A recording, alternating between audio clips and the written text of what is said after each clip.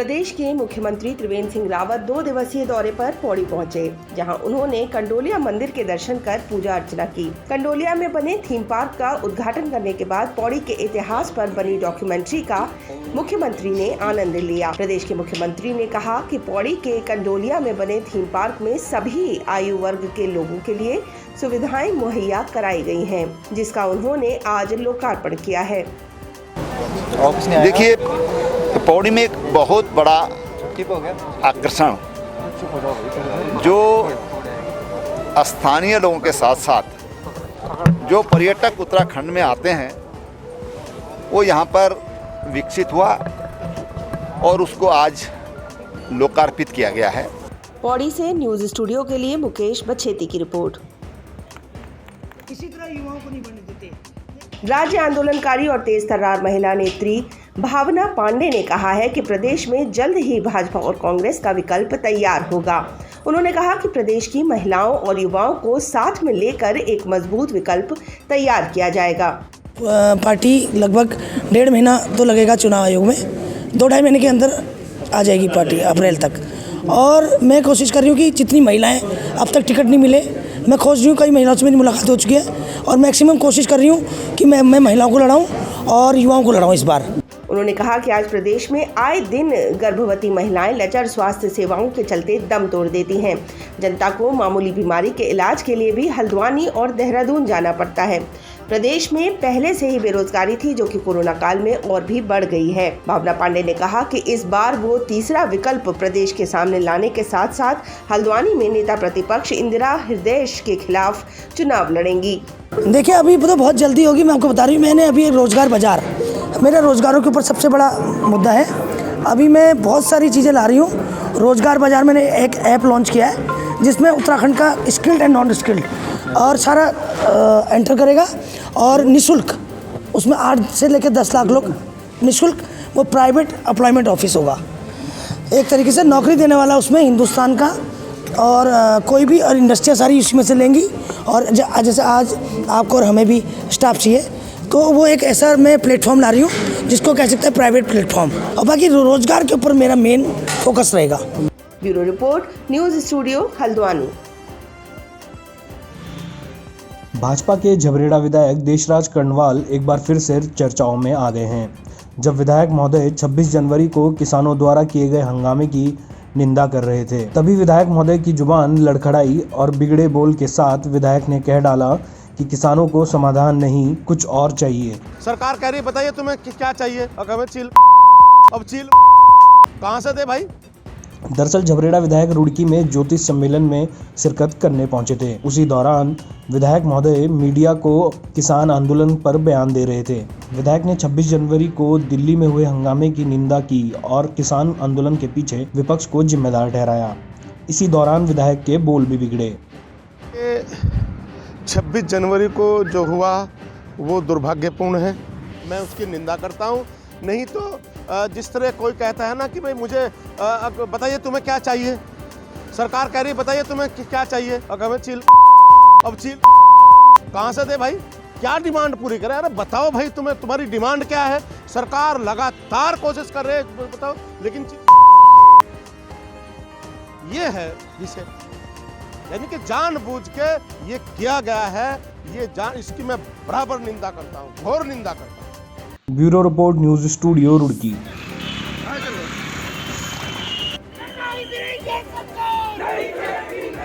प्रदेश के मुख्यमंत्री त्रिवेंद्र सिंह रावत पौड़ी के 2 दिवसीय दौरे के दूसरे दिन सर्किट हाउस से ऑडिटोरियम पार्टी कार्यकर्ताओं और पदाधिकारियों के साथ बैठक लेने जा रहे थे। इस दौरान कांग्रेस पार्टी के पदाधिकारियों और कार्यकर्ताओं ने प्रदेश के मुख्यमंत्री का जमकर विरोध किया। कांग्रेस ने आरोप लगाया कि आज प्रदेश भर में महंगाई चरम सीमा पर है और युवा बेरोजगार घूम रहा है, लेकिन प्रदेश सरकार उन्हें रोजगार देने में नाकामयाब साबित हो रही है, जिसके चलते उन्होंने आज भाजपा सरकार के विरोध में जमकर नारेबाजी की।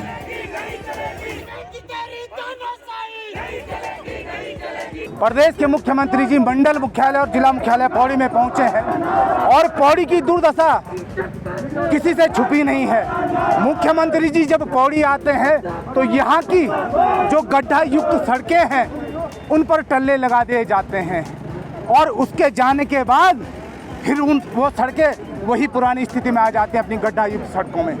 जिला चिकित्सालय पौड़ी, सरकार का दायित्व बनता था कि सरकार जिला चिकित्सालय की स्थिति सुधारे, वहाँ अच्छे डॉक्टर भेजे, मगर सरकार अपनी जिम्मेदारी से भागते हुए सरकार ने वहाँ पर एक दुकानदार को बिठाया और जिला चिकित्सालय पौड़ी को मैन दिंदर अस्पताल को प्राइवेट हाथों में दिया है।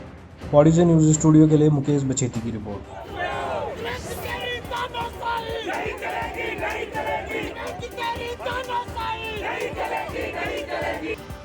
उधम सिंह नगर के दिनेशपुर में पुलिस को बड़ी कामयाबी हाथ लगी जब मुखबिर की सूचना पर एक व्यक्ति को 1 किलो 400 ग्राम 17 अवैध गांजे के साथ गिरफ्तार किया। पुलिस ने एनडीपीए एक्ट के तहत अभियुक्त पर मुकदमा पंजीकृत कर जेल भेज दिया। इस दौरान थाना अध्यक्ष अशोक कुमार ने कहा कि वरिष्ठ पुलिस अधीक्षक के निर्देशन में मादक पदार्थ की रोकथाम हेतु चलाए जा रहे अभियान के तहत आज मुखबिर की सूचना पर एक व्यक्ति को अवैध गांजे के साथ गिरफ्तार किया। सायंकालीन गश्त पर स्थानीय पुलिस रूटीन गश्त पर चेकिंग कर रही थी तो वार्ड नंबर 3 चंदनगढ़ के पास मंगल हलदार पुत्र निखिल हलदार निवासी चंदनगढ़ को 1.417 किलोग्राम गांजे के साथ पकड़ा गया है। उसके विरुद्ध एनडीपीएस एक्ट के तहत अभियोग दर्ज करके उसको माननीय न्यायालय में पेश करके जेल में दिया गया।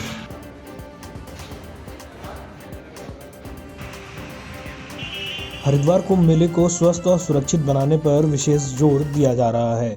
इसके लिए हरिद्वार में दुकानों में इस्तेमाल होने वाले बाद के बचे खाद्य तेल से बायोडीजल बनाने की योजना बनाई गई है। योजना की सफलता के लिए आज आर्यनगर स्थित एक होटल में कुंभ मेला स्वास्थ्य विभाग की ओर से खाद्य सुरक्षा गोष्ठी व प्रशिक्षण का आयोजन किया गया, जिसमें कुंभ मेला अधिकारी दीपक रावत ने मुख्य अतिथि के रूप में शिरकत की। गोष्ठी में चर्चा की गई कि किस प्रकार से हरिद्वार में खाने पीने की दुकानों में बचे खाद्य तेल से बायोडीजल बनाया जाए। गोष्ठी में शामिल हरिद्वार के व्यापारियों को इसका पूरा प्रोसीजर समझाया गया।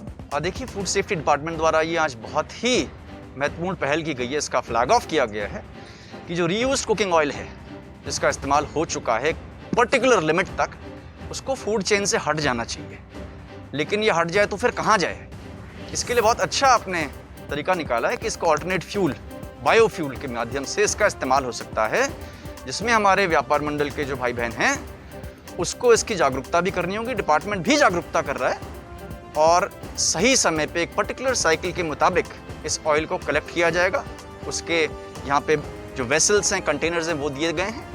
उचित समय पर पर्टिकुलर पीरियड वो वहाँ से कंटेनर्स के गाड़ियों के माध्यम से इंडस्ट्रियल यूज़ के लिए ले जाया जाएगा और ये सब कुछ एक ऐप के माध्यम से मॉनिटर्ड होगा।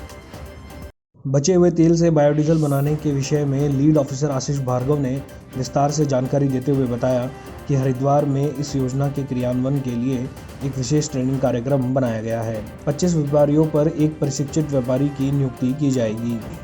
FSSAI food safety standard authority जिसको हम बोलते हैं, उनका एक रेगुलेशन है कि जितने भी खाद्य व्यापारी होंगे हमारे यहाँ, उनके यहाँ कम से कम 25 पे 1 और अन्यथा जितने अधिक हैं उस हिसाब से उनको एक प्रशिक्षित आदमी अपना रखना पड़ेगा। वो प्रशिक्षित आदमी के लिए जो ट्रेनिंग है उसका नाम है FOSTEC, food safety audit certification programme, training and certification programme. और इस ट्रेनिंग प्रोग्राम के अंतर्गत आज 40 प्रतिभागी हमारे पास हैं जिनको ये ट्रेनिंग दी जाएगी। उसके बाद उनका असेसमेंट होगा और असेसमेंट के बाद उनको भारत सरकार से एक फूड सेफ्टी सुपरवाइजर का सर्टिफिकेट प्रदान किया जाएगा जिसकी वैधता 2 साल रहेगी। वहीं एक व्हाट्सएप ग्रुप भी बनाया जाएगा जिसमें हरिद्वार के व्यापारियों को जोड़ा जाएगा। इस ग्रुप में व्यापारी अपने यहाँ बचे हुए तेल की जानकारी देंगे और विभाग उनके प्रतिष्ठान पर जाकर उनसे 25 रुपये किलो के हिसाब से बचा हुआ तेल खरीदेगा। यह तेल टैंकरों में भरकर सीधा राजस्थान के रेवाड़ी पहुँचाया जाएगा, जहाँ इसका रिफाइन कर इसका बायोडीजल बनाया जाएगा। हमारे जो व्यापारी भाई हैं वो बहुत ज़्यादा IT से भी नहीं है, वेबसाइट पे काम नहीं कर पाते हैं, तो इसके लिए अभी एक व्हाट्सएप ग्रुप का हमने प्रायोजन रखा है। व्हाट्सएप ग्रुप में वो अपना बता पाएंगे कि मेरे यहाँ, आप सपोज़ किसी के यहाँ 1 हफ्ते में 10 दिन में उसने बोला 30 लीटर मेरे यहाँ हो गया है, तो उसके बाद इसकी एक रूट फ्रीक्वेंसी तय करी जा रही है। उस रूट फ्रीक्वेंसी के हिसाब से व्हीकल आएगा और उसके यहाँ से वो ले जाएगा और उसको बाकायदा रिसिप्ट प्रदान करेगा। तो जब वहाँ से तेल लिया जाता है व्यापारी से तो उसको उसकी डिटेल दी जाती है और उसके हिसाब से ऑलमोस्ट 25 रुपीज़ पर kg का उसको पेमेंट भी आता है। हरिद्वार से न्यूज़ स्टूडियो के लिए सुमित यश कल्याण की रिपोर्ट।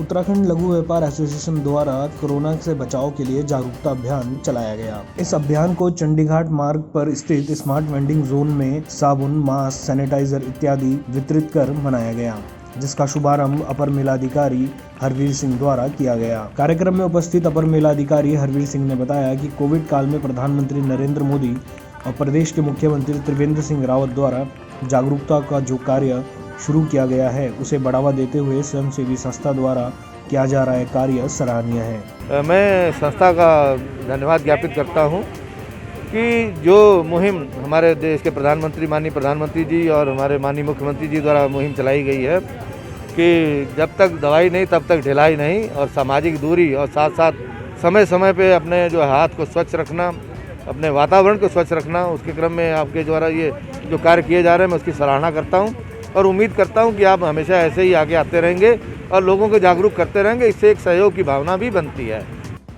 वहीं इस अवसर पर नासवी की food programming coordinator Siya Mishra ने बताया कि कोरोना काल में सबसे ज़्यादा छोटा व्यापारी आहत हुआ है।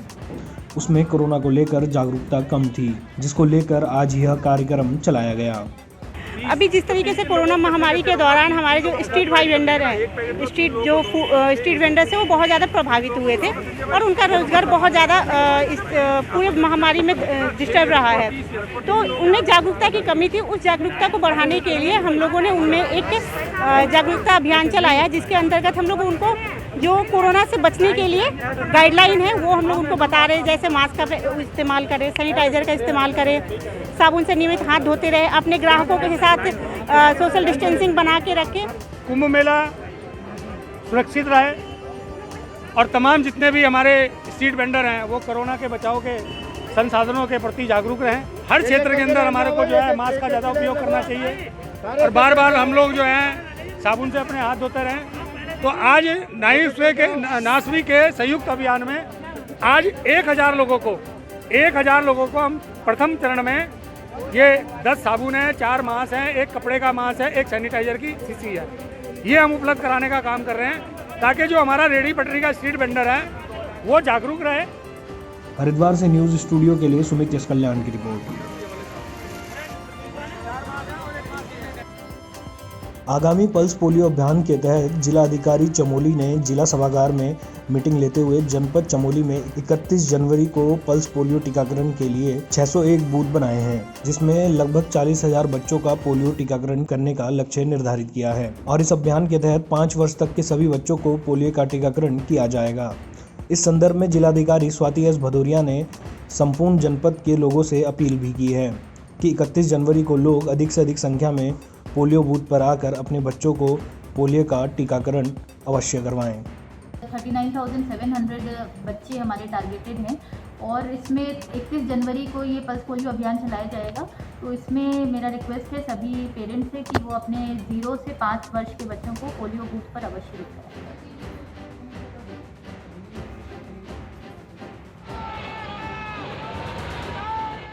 मुजफ्फरनगर में होने वाली किसान महापंचायत में शामिल होने के लिए उत्तराखंड के विभिन्न जगहों से किसान बड़ी तादाद में महापंचायत में शामिल होने के लिए निकल रहे हैं। इसी कड़ी में मंगलौर के आसपास के किसान इकट्ठा होकर अपने वाहनों व ट्रैक्टरों से महापंचायत के लिए रवाना हो गए। जैसे ही किसान उत्तराखंड के नारसन बॉर्डर पर पहुंचे तो पहले से मौजूद पुलिस फोर्स ने उन्हें रोक दिया। इस दौरान किसान और पुलिस के बीच तीखी नोकझोंक भी हुई। बाद में एक एक करके किसानों को महापंचायत के लिए जाने दिया गया।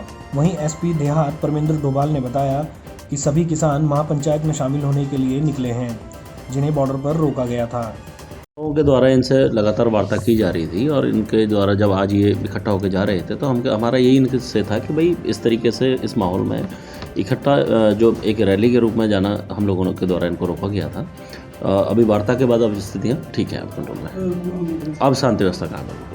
क्योंकि थोड़े से कुछ किसान उसमें उग्र थे तो इसलिए पुलिस के द्वारा उनको समझाया गया और समझा के उनको शांत किया गया। अब चीज़ें ठीक हैं, अब वहाँ पर शांति से अब चीज़ें ठीक चल रही है, सुचारू रूप से चल रही है।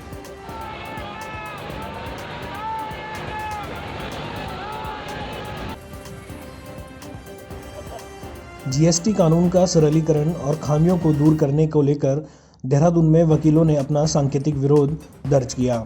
वकीलों का मानना है कि देश के इतिहास में पहली बार ऐसा हुआ है कि किसी भी कानून को लागू करने के बाद इसमें इतनी खामियां और संशोधन सरकार को करना पड़ा है। लेकिन आज भी कई तरह की दिक्कतों का सामना जीएसटी बिल को लेकर व्यापारियों और इससे जुड़े तमाम लोगों को करना पड़ रहा है।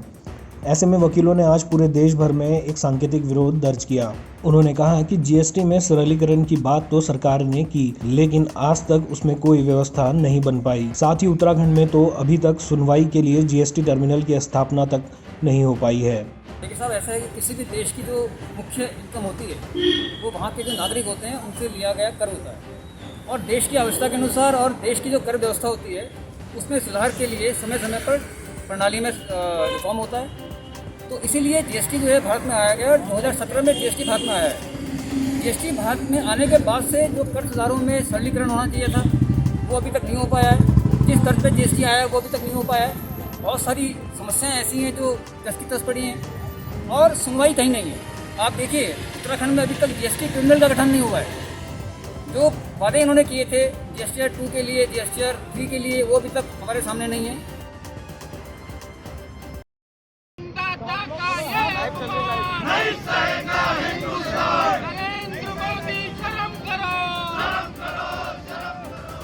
दिल्ली में किसानों और पुलिस के बीच हुई हिंसा को लेकर किसानों के समर्थन में यूथ कांग्रेस ने आज हरिद्वार में विरोध प्रदर्शन किया। हरिद्वार यूथ कांग्रेस के कार्यकर्ताओं ने किसानों के समर्थन में भाजपा सरकार के खिलाफ जमकर नारेबाजी भी की। यूथ कांग्रेस कार्यकर्ताओं ने हरिद्वार देवपुरा चौक से जिला पंचायत कार्यालय तक पैदल मार्च निकालते हुए केंद्र सरकार के खिलाफ नारेबाजी की और साथ ही कृषि कानून को वापस लेने की बात भी कही, जिसके बाद पुलिस ने प्रदर्शन कर रहे कांग्रेस कार्यकर्ताओं को गिरफ्तार कर लिया। कार्यकर्ताओं का आरोप है कि दिल्ली में किसानों और पुलिस के बीच हुई हिंसा में सोची समझी साजिश है, जिससे किसानों का आंदोलन को दबाया जा सके। पूरा देश ही नहीं, पूरा विश्व जानता है कि किस प्रकार से इस देश के अंदर कृषि और किसानों के खिलाफ जो कानून आए हैं, उन कानूनों के खिलाफ अहिंसक रूप से किसान पिछले 2.5 महीने से धरनारत है, अनशनरत है।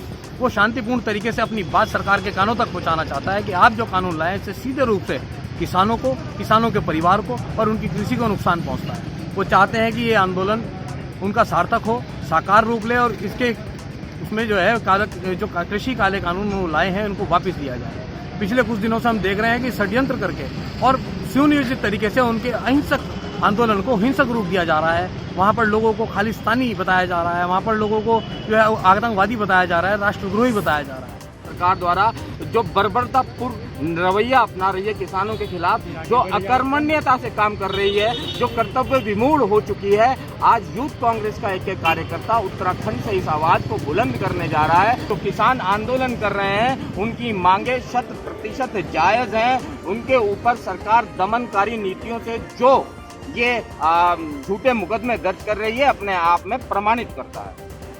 हरिद्वार से न्यूज स्टूडियो के लिए सुमित जस कल्याण की रिपोर्ट।